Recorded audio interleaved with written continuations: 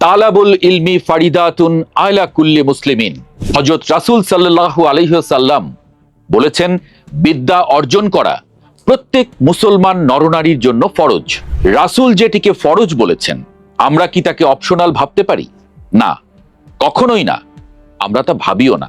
হযরতের নবুয়ত প্রাপ্তির পর থেকে মক্কায় হালকা বা গোল হয়ে বসে পড়ার চর্চা শুরু হয়েছিল। এরপর মসজিদে নববীর সুফফায় আনুষ্ঠানিক শিক্ষা, ধীরে ধীরে তা ছড়িয়ে পড়েছে সারা পৃথিবীতে। বাংলাদেশে মাদ্রাসার সংখ্যা পৃথিবীতে সবচেয়ে বেশি। ছাত্রছাত্রীর সংখ্যা পাকিস্তানের চেয়েও 3 গুণ। এবার 11টি বোর্ডে এসএসসি এবং সমমানের পরীক্ষা হয়েছে। এর মধ্যে সবচেয়ে বেশি পরীক্ষার্থী ছিল মাদ্রাসা শিক্ষা বোর্ডে। বোর্ডের এই মাদ্রাসাগুলোর বাইরে দেশে প্রায় 40,000 মাদ্রাসা আছে, যাকে বলা হয় কওমি মাদ্রাসা। সেখানে ছাত্রছাত্রীর সংখ্যা প্রায় 70 লাখ। কিন্তু মাদ্রাসাগুলোতে আসলে কি শেখানো হচ্ছে? পৃথিবীর সবচেয়ে বেশি মাদ্রাসা যে দেশে, নিশ্চয়ই পৃথিবীর শ্রেষ্ঠতম মাদ্রাসাগুলোর 2-10টা বাংলাদেশেই আছে। নিশ্চয়ই মাদ্রাসার ছাত্রছাত্রীরা দেশের জ্ঞান বিজ্ঞানে, কর্মক্ষেত্রে রাজত্ব করছে। এত ইসলামী শিক্ষা যে দেশে, সে দেশে নিশ্চয়ই কোনো দুর্নীতি হয় না, অনিয়মের কোনো স্থান তো নেই। সবগুলো প্রশ্নেরই উত্তর না।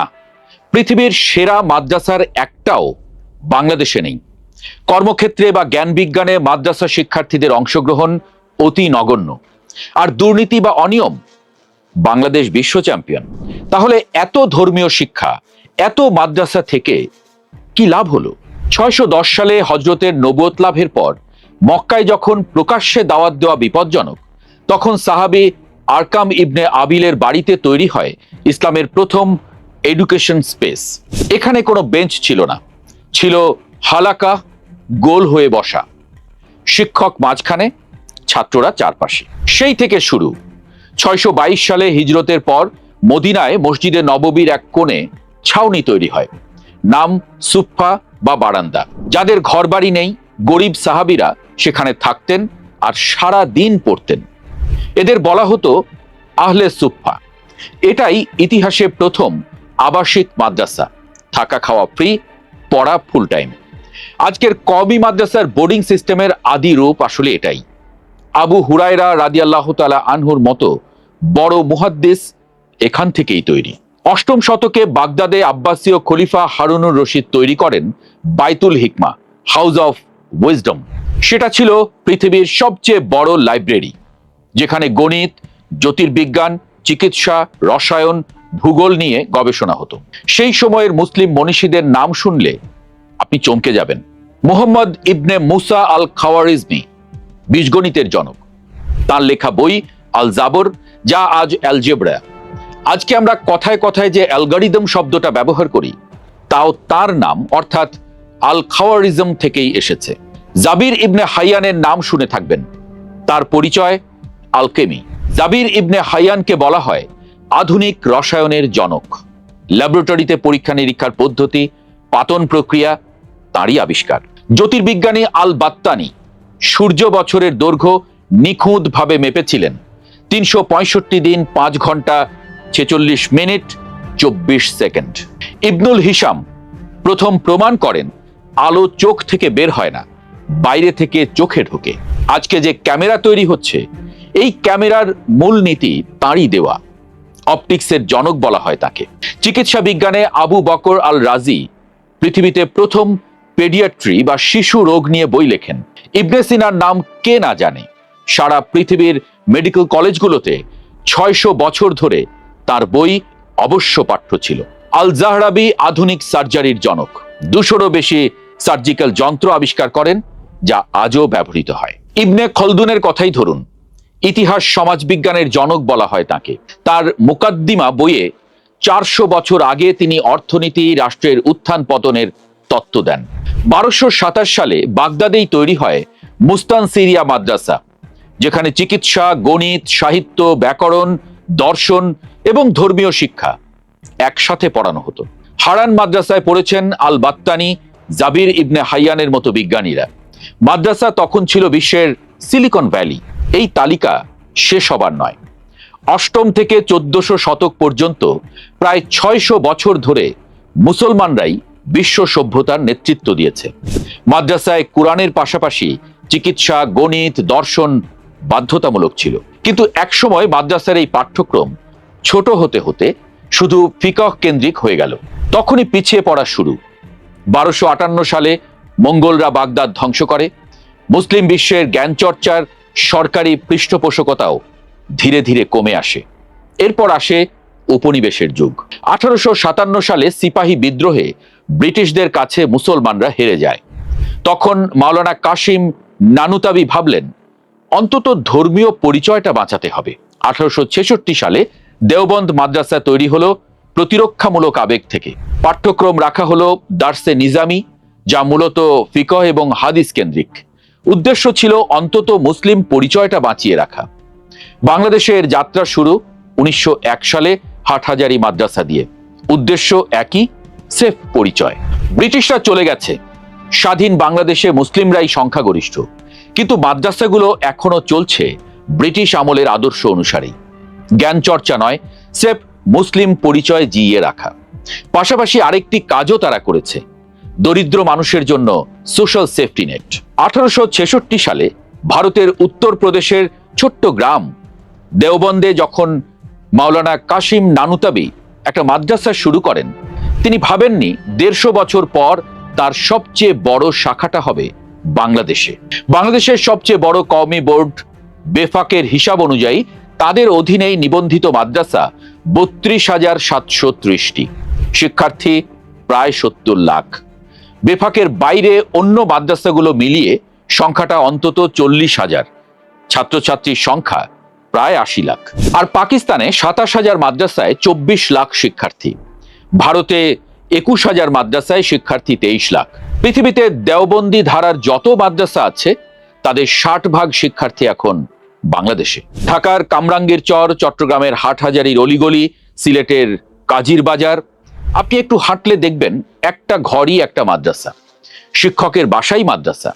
তিনি যেখানে স্ত্রী সন্তান নিয়ে থাকেন সেখানেই 2-3 জন ছাত্র নিয়ে একটা সাইনবোর্ড। কেন? কারণ চাকরি নেই। BRAC institute of governance and development BIGDর গবেষণা বলছে মাত্র 2.17% কওমি শিক্ষার্থী সরকারি বা বেসরকারি আনুষ্ঠানিক চাকরি পায়। বাকি 98% তাহলে কি করে? বাংলাদেশে মোট মসজিদের সংখ্যা 3.5 লাখ। প্রত্যেক মসজিদে 2 জন করেও মাদ্রাসা ছাত্র যদি চাকরি পায় তাহলে সংখ্যাটা হবে 7 লাখ, অর্থাৎ প্রায় 10%। বাকি 88% কি করে? জরিপ বলছে 54% ছোট দোকানদারি অথবা কৃষি কাজ করে, আর বাকি 34%, ঠিকই ধরেছেন, তাদের কোনো কাজ নেই, আর তাই তারা আরেকটা নতুন মাদ্রাসা খুলে বসে। আগেই যেমন বলেছি, 1-2 ঘরের বাসা যেখানে তিনি স্ত্রী সন্তান নিয়ে থাকেন, সেখানেই 2-3 জন ছাত্র নিয়ে একটা নতুন মাদ্রাসা, আরেকটা চক্রের শুরু। আপনি যদি কখনো কওমি মাদ্রাসায় যান, দেখবেন 85% মাদ্রাসা গ্রামে এবং 85% শিক্ষার্থী আবাসিক থেকে পড়ে। ঢাকা বিশ্ববিদ্যালয়ের শিক্ষা এবং গবেষণা ইনস্টিটিউটের গবেষণা বলছে দারিদ্র্য প্রধান কারণ। বেশিরভাগ মাদ্রাসায় বিনা খরচে বা খুব অল্প খরচে পড়া যায়, থাকা খাওয়া ফ্রি। একজন দিনমজুর বাবা যার মাসে আয় খুব কম, তার পক্ষে ছেলেকে ঢাকায় রেখে স্কুলে পড়ানো অসম্ভব, কিন্তু হাটহাজারী বা পটিয়ায় দিলে ছেলেটা 3 বেলা খেতে পারবে, থাকতে পারবে, আর সমাজ বলবে আলেমের বাবা। এটা রেশনাল চয়েস। সমস্যা হলো এই রেশনাল চয়েসের পরিণতি কি সেটা বাবা জানেন না। তিনি জানেন না তার ছেলে 12 বছর পড়ার পরে বাইরের দুনিয়ার জন্য প্রায় অপ্রস্তুত থাকবে। আমরা একটা দিনের রুটিন দেখি। ভোর 4টায় ঘুম থেকে ওঠা, তাহাজ্জুদ, ফজর, তারপর কোরআন হিফজ, নাস্তা, যেটা অনেক সময় শুধু রুটি আর ডাল। সকাল 8টা থেকে 1টা পর্যন্ত ক্লাস, সব আরবি কিতাব। দুপুরে একটু ঘুম, আবার আসর থেকে এশা পর্যন্ত পড়া। ইংরেজি, গণিত, বিজ্ঞান, কম্পিউটার নেই, খেলার মাঠ নেই, কাউন্সেলর নেই। এটা ত্যাগের জীবন নিঃসন্দেহে, কিন্তু এই ত্যাগ যদি তাকে চাকরির বাজারে নিয়ে না যায়, জ্ঞান বিজ্ঞানের উন্নয়নে ভূমিকা না রাখে, সমাজের দুর্নীতি অসততা দূর না করে, তাহলে এই ত্যাগটা কার জন্য? এখানে 5টা কারণ। মাদ্রাসার পাঠ্যক্রম যদি দেখেন, এখনো মধ্যযুগীয় দার্সে নিজামি, আরবি ব্যাকরণ, ফিকহ, বালাগাতে গভীর পাণ্ডিত্য আছে, কিন্তু 2026 সালের দুনিয়ায় চলার জন্য যে লিটারেসি দরকার, digital literacy, financial literacy, Bangla ও ইংরেজিতে যোগাযোগ, সেটা নেই। 30,000 প্রতিষ্ঠানে আধুনিক কারিকুলাম ও প্রযুক্তিগত অবকাঠামোর ঘাটতি স্পষ্ট। শিক্ষকদের বেশিরভাগই এই সিস্টেমেই পড়াশোনা করেছেন। তাদের শিক্ষক প্রশিক্ষণ নেই, পেডাগজি বা শিশু মনোবিজ্ঞানের কোনো ধারণাই নেই। মাদ্রাসার একজন শিক্ষকের বেতন ঢাকার একটি বিশ্ববিদ্যালয়ের ছেলের সিগারেটের খরচের চেয়েও কম। প্রতি মাসে 3,000 থেকে 8,000 টাকায় চাকরি করেন একজন মাদ্রাসার শিক্ষক। মাস্টার্স সমমানের একজন তরুণ কেন এই পেশায় থাকবে? আর অবকাঠামো, কওমি মাদ্রাসা চলে ব্যক্তিগত দান, জাকাত, চামড়ার টাকা বা ওয়াজের টাকায়। কোনো স্থায়ী এন্ডাওমেন্ট নেই। বেশিরভাগ আবাসিক হলেও মানের বিচারে খুবই দরিদ্র। শীতকালে একটা পাতলা কাঁথায় 3 জন শোয়, একটা বাথরুম 40 জনের জন্য। এটা সাধারণ দৃশ্য। কওমি মাদ্রাসা বাংলাদেশ মাদ্রাসা শিক্ষা বোর্ডের আওতাভুক্ত নয়, ফলে সরকারি অডিট, পরিদর্শন, মান নিয়ন্ত্রণ কিছুই নেই। অনেকে মনে করেন স্বায়ত্তশাসনের আড়ালে কার্যত নিয়ন্ত্রণ শূন্যতা কাজ করছে। 2018 সালে দাওরায়ে হাদিসকে মাস্টার্স সমমান দেওয়া হয়েছে, কিন্তু নিচের 10 থেকে 12 বছরের পড়াশোনার কোনো স্বীকৃতি নেই। মানে 12 বছর পড়ার পর যদি কেউ দাওরা পর্যন্ত না যেতে পারে, তার 12 বছরই অফিসিয়ালি মূল্যহীন। সে না পারবে কলেজে ভর্তি হতে, না পারবে সরকারি চাকরির আবেদন করতে। আমরা সব মাদ্রাসাকে এক কাতারে ফেলছি না। হাটহাজারী, পটিয়া, চারিয়ার মতো বড় প্রতিষ্ঠানের সাথে এক ঘরের মাদ্রাসার তুলনা চলে না, কিন্তু যেখানে তদারকি নেই সেখানে ঝুঁকি তৈরি হয়। 2011 সালে হাইকোর্ট শিক্ষা প্রতিষ্ঠানে শারীরিক শাস্তিকে অসাংবিধানিক ঘোষণা করে। মন্ত্রণালয় নীতিমালা করে, কিন্তু বাস্তবে কওমি সহ কিছু মাদ্রাসায় শারীরিক শাস্তি এখনো আছে। ছোট শিশুরা বাড়ি থেকে দূরে থাকে, অনেক সময় 6-7 বছর বয়স থেকেই। তাদের দেখভাল করার জন্য প্রশিক্ষিত কেয়ার গিভার নেই, সিসিটিভি নেই, অভিযোগ জানানোর ব্যবস্থা নেই। বছরের বিভিন্ন সময় শিশুদের দিয়ে দানবাক্স নিয়ে রাস্তায় চাঁদা তোলানো, কোরবানির চামড়া সংগ্রহ করানো, এগুলো শিশু শ্রমের পর্যায়ে পড়ে এবং মানবাধিকার লঙ্ঘন হিসেবে আলোচিত হয়েছে। যে বাবা মা সন্তানকে নিরাপদ ভেবে মাদ্রাসায় দিচ্ছে, রাষ্ট্র কি তার নিরাপত্তা নিশ্চিত করছে? এবারের এসএসসি ও দাখিলের তথ্যে দেখা যায়, এবার 11টি বোর্ডের মধ্যে সবচেয়ে বেশি শিক্ষার্থী মাদ্রাসা বোর্ডে। দাখিল অর্থাৎ আলিয়া মাদ্রাসাগুলো বোর্ডের অধীনে হওয়ায় তাদের বড় অংশ পরবর্তীতে কলেজ এবং বিশ্ববিদ্যালয়ে যায়। কিন্তু সেখানকার শিক্ষার্থীরাও বিজ্ঞানকে ভয় পায় বা বিজ্ঞানকে এমন একটা ফিল্টার করে দেখে যা বিজ্ঞানের ধারণাই পাল্টে দেয়। সমস্যা হলো বাস্তবতায়। গবেষণা বলছে মাত্র 25% আলিয়া মাদ্রাসায় বিজ্ঞানাগার আছে, ফলে ব্যবহারিক ক্লাস হয় না। বিজ্ঞান বিভাগে অনীহা তৈরি হয় শিক্ষার্থীদের। বিজ্ঞানও হয়ে যায় আর একটা মুখস্থের বিষয়, নিউটনের 3 সূত্র মুখস্থ করো টাইপের। সাধারণ বৈজ্ঞানিক পরীক্ষায় যারা করতে পারে না, তাদের কাছে বিবর্তনবাদ বা বিগ ব্যাং থিওরি বিশ্বাসের উপর হামলা মনে হয়। এমনটা ইউরোপেও আমরা দেখেছি। ইউরোপের রক্ষণশীল খ্রিস্টান তরুণদের মধ্যেও একই প্যাটার্ন। যখন সে দেখে বিজ্ঞান চর্চা না করার কারণে মূলধারার সমাজে পিছিয়ে পড়ছে, তখন সে খানিকটা বিজ্ঞান পড়ে, কিন্তু নিজের মতো করে। ইউরোপেও ক্রিশ্চিয়ান কলেজগুলো বলে বিজ্ঞান ঠিক আছে, কিন্তু বিবর্তন ঠিক নেই। দাখিলের অনেক ছাত্র একইভাবে বলে কুরআনে আগেই সব বলা আছে, তাই আলাদা করে বিজ্ঞান চর্চার দরকার নেই। এটা এক ধরনের ডিফেন্স মেকানিজম। একজন 15 বছরের ছেলে যে ভোর 5টায় উঠে আরবি পড়ে, সকাল 10টায় গণিত ক্লাসে যায়, দুপুরে ল্যাব নেই বলে ব্যাংক কাটা দেখে না, বিকেলে শোনে মাদ্রাসার ছাত্ররা খ্যাত, রাতে ইউটিউবে শোনে বিজ্ঞান মানেই নাস্তিকতা, সে রক্ষণশীল হবে না তো কে হবে?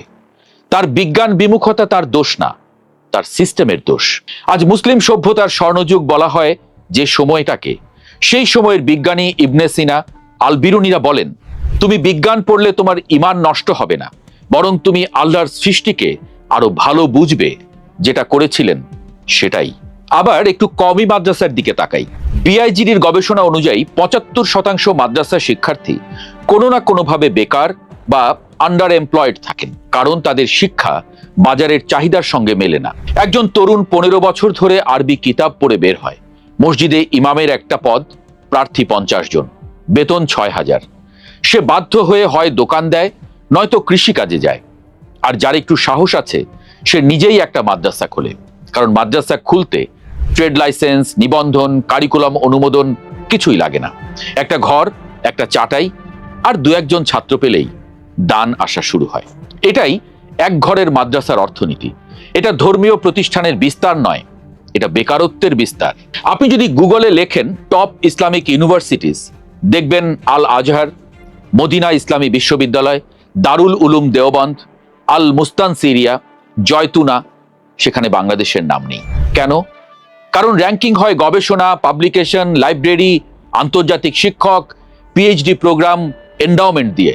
দারুল উলুম দেওবন্দ আল আজহারের পর দ্বিতীয় বৃহত্তম ফোকাল পয়েন্ট হিসেবে বিবেচিত, কারণ তার 150 বছরের গবেষণা ঐতিহ্য আছে।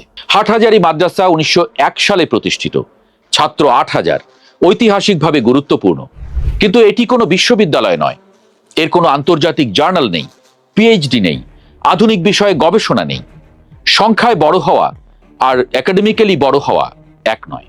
আমরা যখন বলি মাদ্রাসা একসময় জ্ঞান বিজ্ঞানের সূতিকাগার ছিল, তখন আমরা মুস্তানসিরিয়ার কথা বলি, যেখানে চিকিৎসা এবং গণিত পড়ানো হতো। আজকের কওমি সিস্টেম সেই ধারায় নেই, সে এখনো পড়ে আছে ব্রিটিশ আমলের প্রতিরক্ষামূলক ধারায়। মাদ্রাসা কেন আধুনিক হচ্ছে না?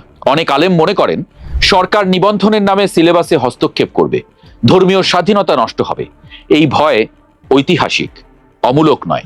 ব্রিটিশ আমল থেকেই তারা রাষ্ট্রকে সন্দেহ করেন। দ্বিতীয়ত, এটা অনিবন্ধিত মাদ্রাসা, মানে কোনো অডিট নেই। দান, জাকাত, ফিতরার হিসাব কেউ চায় না। নিবন্ধন হলে স্বচ্ছতা আনতে হবে। রাষ্ট্রের উদাসীনতাও কম দায়ী নয়।